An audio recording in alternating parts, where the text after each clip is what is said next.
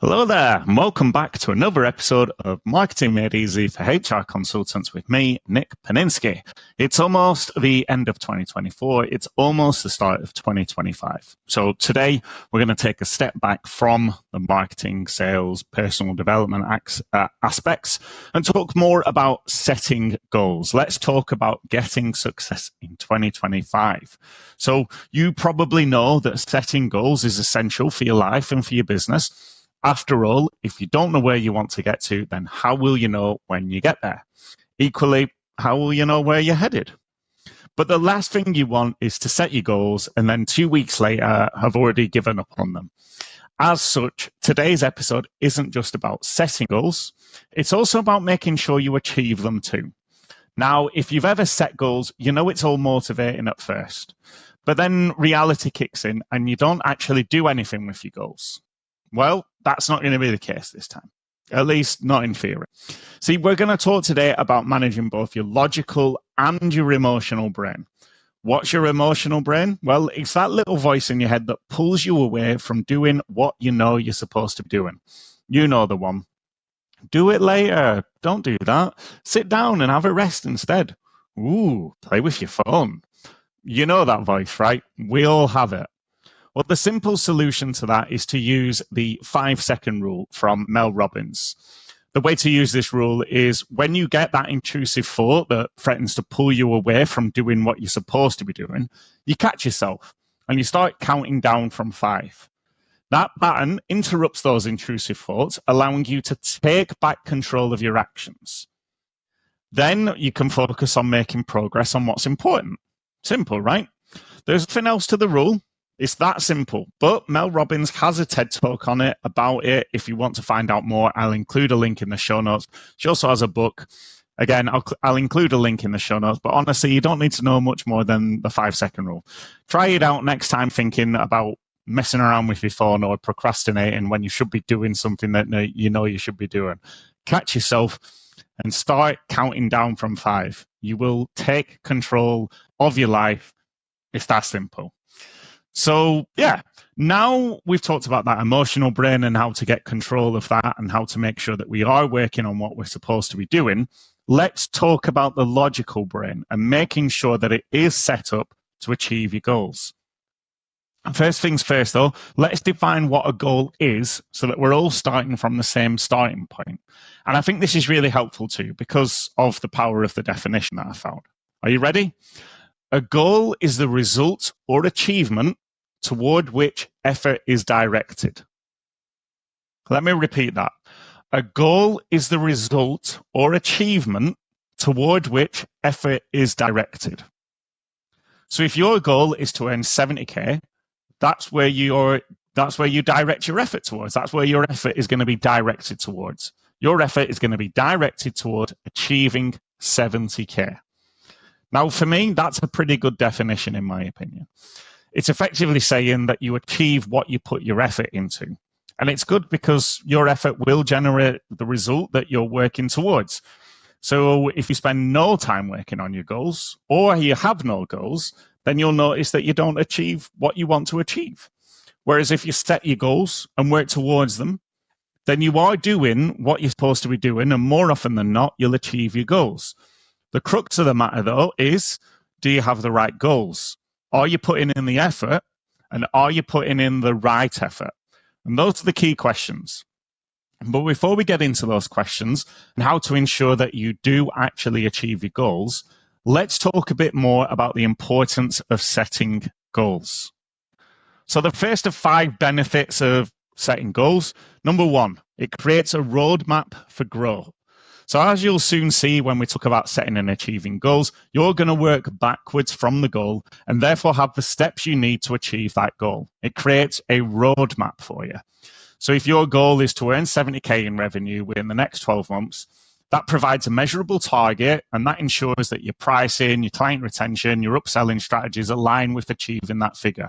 So if you say 70K, and again, we'll talk about this shortly, but if you're working backwards from that, how are you going to achieve that 70K? What is your roadmap? How many clients will you need? What will you need to charge your clients? If you know that you need to generate 10 leads for every I don't know, one client, then you know that you need 10 clients to get to 70K, then you know you need to achieve 100 leads, right? So that's how it's going to work. You will then have a roadmap for your growth. The second benefit of setting goals is that it improves focus and time management. So, for instance, if one of your goals is to build a mailing list of 500 subscribers in the next 3 months, you're going to prioritize creating lead magnets, 1, 2, 3, 4, however many it is that you think that you need. And then you're going to run those campaigns over less critical tasks. Those are going to be your priorities. Those creating the lead magnets and then running campaigns. Personally, I would say that 3 or 4 lead magnets is a lot, probably not necessary, but it depends on your audience and how much effort you want to put into creating a lead magnet. Number 3, the third benefit of setting goals. You get to measure progress and effectiveness. So regularly measuring your financial performance against your targets, that allows you to identify shortfalls early and adjust strategies such as, raising prices, targeting higher value clients, or getting in control of your ad costs or whatever it is that you're using to find your leads, find your clients. The fourth benefit, it drives consistency and reduces overwhelm. So clear goals provide structure, and that allows you to avoid the feast or famine cycle of marketing only when business is slow. That's what happens. That's why you are in feast or famine, because you're not consistent with your marketing. You only do it every so often, right?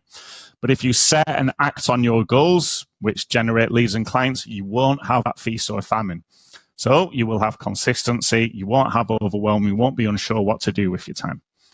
Fifth benefit, you build confidence and control. So hitting financial targets is going to give you a sense of stability and control over your business. And that means you're going to feel secure in your ability to sustain your consultancy, invest in future growth. Equally, if you set a target of hitting 70K and you achieve that, imagine how great you're going to feel, right? You are going to be flying on cloud 9, floating on cloud 9. So hitting your goals, ultimate confidence. So now we've got the definition and you understand the importance of goal setting. Let's talk about how to set goals and to achieve them. Now, just to say quickly, I'm going to focus on business goals for examples when I'm explaining concepts, but you can use this plan and advice to set and achieve anything you want. So feel free to use the advice with whatever goal that you're thinking of, whether it's going to the gym more, whether it's improving your personal relationships with people.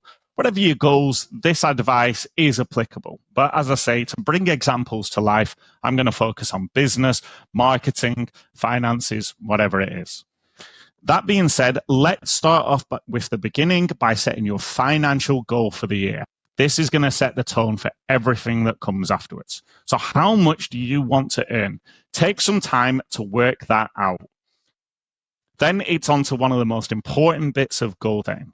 Why do you want to achieve that goal? Why have you come to that figure? The why is a big thing, right? Just ask Simon Sinek.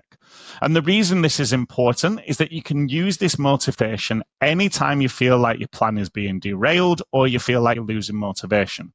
You're going to remember why you started in the first place. Now, your why, it can be about getting away from pain. It can be about heading towards pleasure. So if you want to hit 70K, maybe it's because you want to pay your mortgage off. Maybe you want to pay your child through university. Maybe you want to buy your dream car, whatever it is. Maybe you just want to shove it in your ex's face and say, look at me now, Frankie. Whatever your reasons are for achieving your goals is your business. You don't need to justify them to anyone. But you might want to consider coming up with about 10 reasons and then maybe narrowing down to the top 3, your choice. And then you could dot these reasons around places in the home or at work. And that way you'll notice them and you'll keep yourself motivated and top of mind. You could even read these reasons to yourself every morning and every evening. That way you are reminding yourself what you're working towards and why it's important to you. So now we've got your financial goal and your reasons why. It's time to bring that financial goal to life. And we're going to use the SMARTER framework to do it. So SMARTER is a mnemonic and it's SMARTER. R. So S is for specific. You're going to clearly define what you want. M is going to be measurable. You're going to identify how you'll track your progress. A is achievable. You're going to ensure that the goal is realistic. R, you're going to make it relevant. So you're going to align it with your broader objectives. T, time bound. You're going to set a deadline for achieving that goal. E, evaluate. Is the approach you're taking working? So that's going to come into play later on. We're going to bring that one to life later on. R, you're going to assess your goals to ensure they are still appropriate. Again, we're going to bring that one into play a little bit later on. For now, you're going to set a goal for your finances. So instead of saying you want more clients, what you're actually going to say is you're going to earn 70K by the end of the year, by the end of 2025. Now, I want you to note that that is an outcome goal. There are two different types of goals. One is an outcome goal, one is a process goal. So the outcome goal that you've got, earning 70K by the end of 2025, now you need to identify your process goals. How are you going to achieve that 70K by the end of 2025, right? So work out that 70K. Where is that coming from? So if you need, 10 clients, each paying you £7,000, great, that's fine. So what are they going to be paying you for? How does that work? Then you need to work out how many leads you need to get in order to get those 10 clients. So these are going to be process goals, right? So if you know that you need to reach out to, say, 1,000 people to get 10 clients, then you need to identify how you're going to reach out to those 1,000 people. How are you going to do it? Are you going to reach out to 10 people on LinkedIn every day? Are you going to make 10 cold calls every day? What is it you're going to do to achieve that 70K? So again, that 70K, how are you going to earn it, i.e. monetarily? How much are people going to be paying you for what kind of work? And then once you've identified how many clients you need to identify that 70K, you're going to need to work out how many leads you'll need to create to get those clients. And once you've got that, those are your process goals, right? So that is going to tell you how you will earn that 70K. Do you see how it's all coming together? So we're going to talk a little bit more about that now. We're going to talk about strategies for achieving your goals. So firstly, you're going to think about reverse engineering. You're going to start with the end goal and map backwards. That's what we've talked about. Next, you're going to want to consider making your goal easy to perform. So you're going to make performing the habit easy. If you make it difficult, if you make achieving that goal difficult for yourself, you are going to struggle to do it. So make it easy for yourself. If you're going to make cold calls, where are you going to get the phone numbers from, right? You need to think about that. Next, you want to think about an accountability. So you might want to partner with a mentor, a coach, an accountability group. And the reason this is important is because accountability, well, we've not had any accountability since we were children. When we were children, we had our parents, we had teachers, and they told us what to do and when to do it, and we did it, right? Then you become an adult, and then you have no more accountability. Certainly when you go into business for yourself, there's nobody managing you. There's no one holding you to account. And this is a lot, this is a lot of the time. This is where people struggle to achieve their goals. So having an accountability, someone to hold you to account, yeah, that's really going to help you. Next, you want to think about tracking your progress. So you can use tools like Trello, Notion, Excel. Maybe you can use a simple journal. I'm going to include a link to a simple journal in the show notes for you to take a look at. There's also a desktop notebook that you can just have out open, and that can also track your progress. Finally, you want to celebrate your milestones, so reward yourself for any small wins along the way. If you make your 10 cold calls, great. If you sign a client, great. Reward yourself. Remind yourself that you've done well. Take some time, be mindful, be present, and reward yourself. Next, you want to focus on habit building. So focus on small, consistent actions. If you think that making 10 cold calls sounds scary, focus on 5 for now. Focus on, a few. Whatever it is, then you can increase in time as you get more used to your comfort zone being growing, right? Because the thought of making 10 cold calls might be a little bit scary for you, but you can definitely start off with 1 or 2. Now, there are loads of steps that you can take to facilitate your success. And what we're going to do now is follow the advice shared in James Clear's book, Atomic Habits. Now, one of the biggest lessons he shares is that you need to set your environment up for success. For example, if you know you want to make 70K by the end of the year, and you know that you need to make 10 cold calls a day to make that happen, then how are you going to set your environment up to make sure that you do your 10 cold calls? Can you put your phone out the night before on top of your keyboard? Can you create a printout and put that on your desk to make sure that you've got that little prompt that cold calling is essential stuff? How can you tweak your environment? If you wanted to eat more healthy food rather than having, crisps and whatever else in your cupboard, you could put fruit out on the worktop where everyone can see it, and then that prompts you when you see it, you grab it and take a bite. Now, I did say I was going to keep examples to business and marketing, and that one is obviously not related to that, but that's the one that occurred to me when I thought about setting up the environment. So I thought I'd share it with you. It's a good one. And the next thing that you might want to consider is talking about identity-based goals. So James Clear talked about the fact that lasting success comes from aligning goals with the person that you want to become. So instead of saying that you want to sign 10 clients or you want to make 10 calls, you say, I'm a HR consultant who focuses on lead gen every day and builds long-term partnerships. And if you repeat that to yourself, that mantra, then you will align your daily habits with this identity. So you're going to respond to client inquiries promptly. You're going to share case studies that demonstrate expertise. You're going to show up consistently in online spaces. You're going to allot time to whatever lead gen method it is that you're comfortable with. Whatever it is, once you identify as the HR consultant who focuses on lead gen and long-term client relationships, you will find that the behaviors start to align with that identity. And this shift in mindset creates a situation where you believe what you tell yourself, and your body and brain start to follow that instruction to ensure that you're true to your word. After all, you can't keep telling yourself that you're a HR consultant who focuses on lead gen if you don't do any lead gen. Your brain will catch on and either stop you from saying this, or it'll make you do your lead gen. Some other tips from James Clear is that you need to make it obvious. So we've talked about this a little bit earlier on by talking about having your notepad out and whatever else for your cold calls. But you also want to think about scheduling time in your calendar for your marketing activities. Whatever it is, put an hour in your diary every day for marketing activities. Treat it like a doctor's appointment. Treat it as something that is non-negotiable. That at 3:00, you're doing your marketing activities. Nothing interferes with that, right?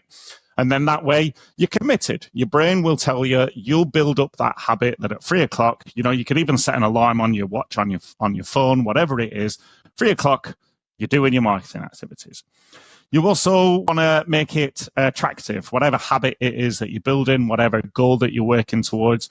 So, you can consider joining a group or a community of HR consultants where you can share wins and challenges.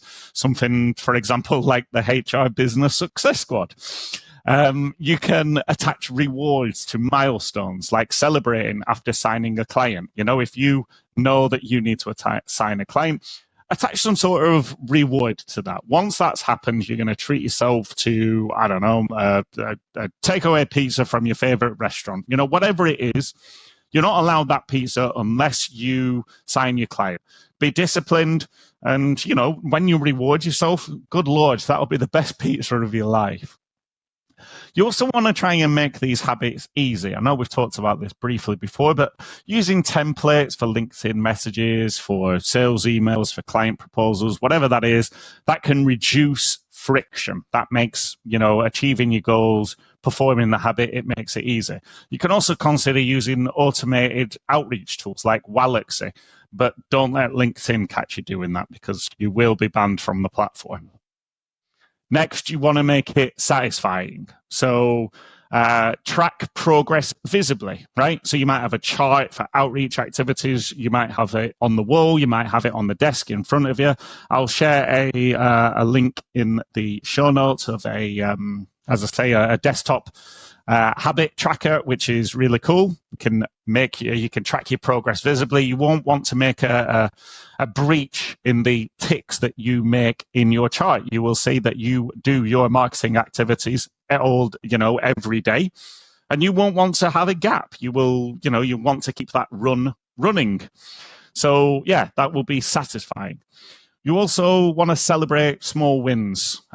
So we've talked about this, earlier, but booking discovery calls, getting positive feedback, whatever it is, celebrate those small wins. You don't need to plan out for the big pizza. Maybe it's just like having a little Twix bar, whatever it is. Moving on from celebrating wins, we're going to talk about preparing for failures, right? Because it is going to happen. So, and also managing your expectations. Progress can feel invisible until suddenly it really kicks off into visible results. So, if you start cold calling at the start, you might not be so great, even though you've got a script, even though you know what you're doing. You have to give yourself a bit of forgiveness that the first few aren't going to produce the result. That doesn't mean you should give up. It means you should keep going until eventually you'll make 3 or 4 calls all in a row and you'll get meetings off the back of them. So, remind yourself that change takes time. So in terms of your marketing goals, you might want to remind yourself that building trust with your audience takes time. So you need to stay consistent with your marketing, even if you're not getting those immediate results. And you might want to accept the fact that your income might fluctuate. So focus on building that pipeline to stabilize the revenue over time. So, when you think about the 70K, that is give or take about 6K a month. Some months you might not hit 6K, but there are other months where you will hit more than the 6K. So, life isn't perfect. So, yeah, life isn't perfect. You're not perfect. Don't expect perfection. Forgive yourself if you mess something up. And don't skip a habit or activity 2 days running, whatever you do, because that's the start of a new habit, a habit that leads to you not achieving your goals. One of the final piece of advice I've got for you for achieving your goals is to reinforce your habits with feedback loops. So you need to evaluate progress regularly. Schedule that weekly review of, whatever it is that you're supposed to be doing. Have you got the leads you're expecting? Have the calls been going well? Is something happening on the calls that is regularly happening that is hampering your progress? So effectively, schedule time to reflect on what's working and what isn't, and then tweak the approach. Equally, you want to set yourself expectations in terms of your results. And if you're not achieving those expectations, identify why not and amend your strategy accordingly. Also, make sure to celebrate those small wins to keep the momentum going. Now, before I wrap up this podcast, I do want to share one last piece of information with you. Remember at the start when I said you've got that voice in your head that will sabotage you and your goal achievement? Well, that's the only reason you won't achieve your goals if you set out with a plan and work it until it gets you the results that you want to get. You may have to switch up tactics here and there. You may have to get help with your plan. But overall, the only reason you won't achieve your goals is if you stop working towards them. Now, that might sound a bit aggressive to you, and I'm sorry if it comes across that way, but I'm just being honest. But I want you to take this honesty the way I mean it, because it should be inspiring for you. You have the power to do whatever the hell you set your mind to. You honestly do. There is nothing stopping you from building a market-leading HR consultancy if that's what you want to do. You just got to make the plan and then put that plan into action. Think it, plan it, do it. You can achieve anything you want to achieve. You've just got to decide to do it and control that tiny little voice in your head. Be disciplined and do what you're supposed to do when you're supposed to do it. And you will achieve everything that you want to achieve. And that's it for today's episode. I hope it was inspiring. I hope it gives you something to think about. To summarize, set your clear, smarter goals today. Set your outcome goal, set your process goals. Then break them down into your actionable steps. Commit to a timeline, celebrate your progress. And yeah, that is how you will achieve your goals. In the new year, I'll be sharing a podcast episode about creating your own marketing plan so you can put these goals into the plan and then you can identify areas that you need to work on because you've not considered them. But for now, focus on setting your goals and how you're going to do it. I've shared loads of resources in the show notes to help you along the way. There is a prompt you can copy and paste into ChatGPT to create your own goal achievement program. And if you want any further information on setting and achieving goals, then check out the show notes for links to books and products that I recommend, namely the James Clear Atomic Habits book. There's Michael Hyatt, How to Achieve Your Goals. And there is a tidy little planner and a habit tracker. Now, yeah, full honesty, these are Amazon affiliate links, so I'll get a cheeky little kickback if you use them, probably 10p and half a chomp buy, but every little helps, right? And if you need extra help to make sure you achieve your financial goals for 2025, then consider joining the HR Business Success Squad. It's got everything you need to succeed. All the content, all the support, all the accountability, and most importantly, a community who are all heading in the same direction so you can lean on each other to grow and share wins. And if you join by the end of January and use code New Year, that's one word, all in capitals, New Year, you'll get 25% off your first month's fees so you can see what all the fuss is about while saving yourself 50 quid. Though that is limited to the first 3 people to use it, so act fast if you want to take advantage. In the meantime, thanks for listening. And as ever, get marketing, because without marketing, there's no sales. And without sales, there's no business. So get marketing.